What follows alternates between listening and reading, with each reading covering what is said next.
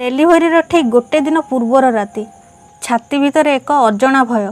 घरर bedding पत्र गुछाई सारिबा परे ठाकुरंक सामने मुंड नुआई दुई हाथ जोड़ी भितर थिबा संतानर मंगल मानसी मु हॉस्पिटल बाहरी गली।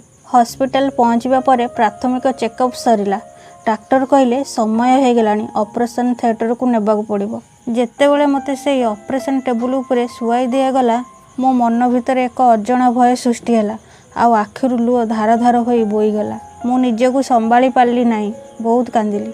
आउ मो सासु माँ मो मुंड आउसी मते आश्वासना देले, भगवान को ऊपर भरोसा रख माँ, तू टिके धैर्य धर। आउ मो स्वामी मो आखिरु लुह को पोछि कहले किछि हेबनी, तमे जमा व्यस्त हुअनी।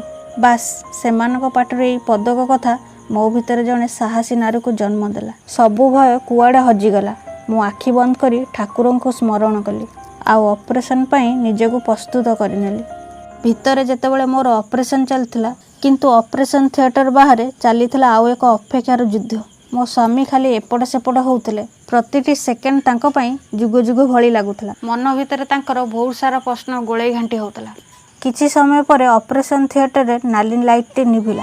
एक कुआ कुआ रडी रे पूरा हॉस्पिटल गुंजुरी उठिला। समस्तक मनर चिंता खुशीर लुहरे बदली गला। एई कहानीटी केवल गोटे ऑपरेशन रो नुह, यह होउची परिवार सेई भल पाइबा, विश्वास आउ साहसर कहानी जहा जने नारी को मृत्यु मुखरु फेरई आनी एक नुआ जीवन देइथाय। यह थिला मोर निजर अनुभूति।